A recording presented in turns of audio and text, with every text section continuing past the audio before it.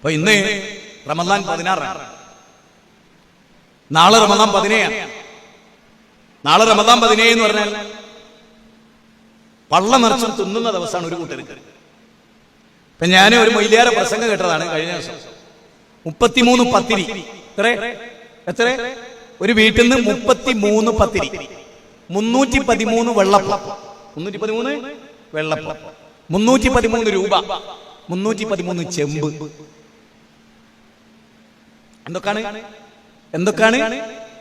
എന്താണ് നിങ്ങളെ സ്വന്തം കൈകൊണ്ട്, സ്ത്രീകളോട് പറയാണ് വലിയവര്, നിങ്ങളെ സ്വന്തം കൈകൊണ്ട് ഉണ്ടാക്കിയ 313 വെള്ളപ്പം, അതുപോലെ തന്നെ 33 പത്തിരി. നോക്കണേ, നോമ്പിന് ഖുർആൻ ഓതാനല്ല പറയുന്നത്, ദിക്ർ അല്ലാനല്ല പറയുന്നത്, അള്ളാഹിനോട് പ്രാർത്ഥിക്കാനല്ല പറയുന്നത്. 310 പത്തിരി ചുട്ട് കളിച്ചോളിയും. എന്നിട്ടോ ഉസ്താദിന്റെ പുരയിൽ എല്ലാവരും കൊണ്ടുവരിക, ഉസ്താദിന്റെ പുരയിൽ എല്ലാരും കൊണ്ടുവരിക. എന്ത്? 313 വെള്ളപ്പം, 33 പത്തിരി. അപ്പൊ 1000 ആള് വന്നാലോ? 1000 ആളെ കയ്യിൽ 33 പത്തിരി. 1000 33 എത്ര പത്തിരിയായി? കൂട്ടിക്കോളി, നിങ്ങൾ കൂട്ടിക്കോളി. 1000 ആളുടെ കയ്യിൽ 313 വെള്ളപ്പം, 1000 ആളുടെ കയ്യിൽ 313 റുപ്യ. അതിൽ മൊയ്ലിയാർ പറയുന്ന 1 രൂപ ഒരു സ്വഹാബിക്ക് എന്ന നിലയിൽ. ബദരീങ്ങളിൽപ്പെട്ട ഒരാൾക്ക് 1 രൂപ, മുപ്പര് വിലട്ടതാ 1 റുപ്യ. അല്ല വിലട്ടതോ ആകാശഭൂമികളുടെ വിശാലമായ സ്വർഗം. മൊയ്ലിയാരിട്ടതോ 1 റുപ്യ, പുല്ല് വില കൽപ്പിക്കുന്ന 1 റുപ്യ. അവലെ മനസ്സിൽ അത്രേ ഉള്ളൂ.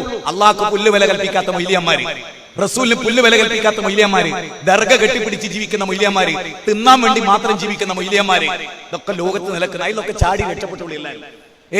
ഞാനിങ്ങനെ വിചാരിക്കണേ, ഒരു മനുഷ്യന്റെ വീട്ടിലേക്ക് 1000 ആള് 313 വെള്ളപ്പുകയറ്റ് വന്നാൽ ഇത് ചെങ്ങായി കിയാമത്ത് നാൾ വരെ തിന്നോ?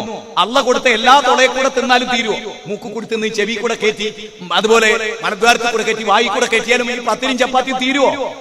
എന്തിനായത്?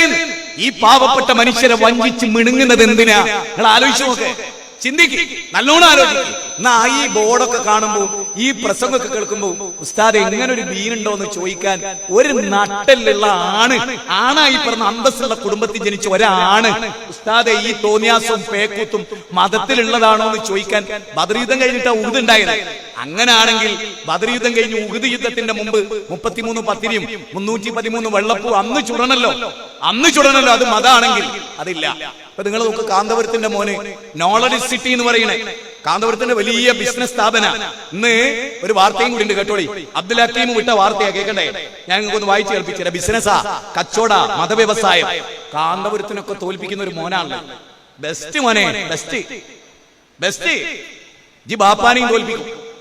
ഈ ആദ്യമൊക്കെ ഉണ്ടായപ്പോ ഞാൻ വിചാരിച്ചു എന്തെങ്കിലും ഒരു ക്വാളിറ്റി ഉണ്ടാകുകയും, കാരണം കുറച്ചൊരു ഭൗതിക വിദ്യാഭ്യാസവും ഒക്കെ ഉണ്ടാവുമ്പോൾ ഞാൻ വിചാരിച്ചു പിന്നെ കുറച്ചൊക്കെ ബാപ്പാനൊക്കെ തിരുത്തുന്ന ഒരു മോനിക്കാവും. ബദർ ആചരിക്കാൻ ശരിക്കും ബദരീങ്ങളാരാ? ഇവിടെ ഉസ്താദ് പറയുന്ന 313 വെള്ളപ്പം ചൂടാനാ. ബദരീങ്ങൾ ബദറിൽ വന്ന എങ്ങനെ അറിയോ? ഒരു ഈത്തപ്പഴമൊക്കെ ആ സഹാബിമാരുടെ കയ്യിലുണ്ട്. ആ ഈത്തപ്പഴം തൊട്ടടുത്ത് നിൽക്കുന്ന സഹാബിയുടെ വായിൽ ഇങ്ങനെ വെച്ചു കൊടുക്കും.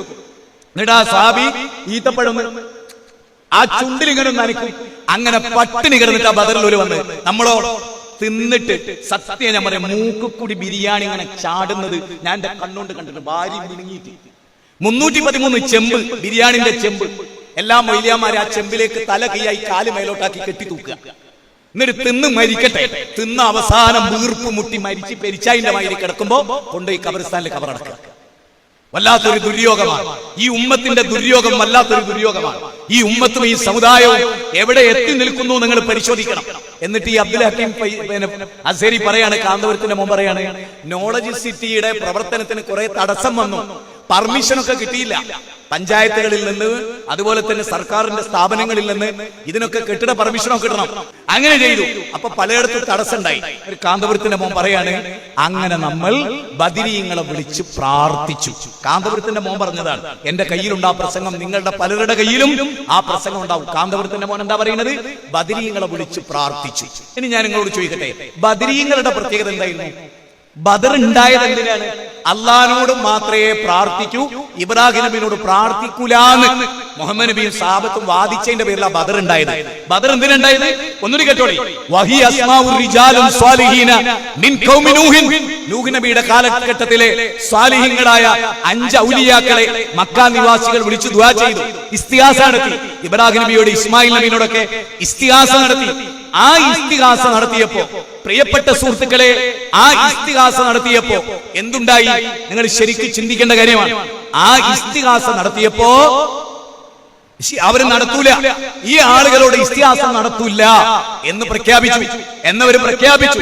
അത് പ്രഖ്യാപിച്ചതിന്റെ പേരില ബദർ ഉണ്ടായത്. ബദർ എന്തിനുണ്ടായത്?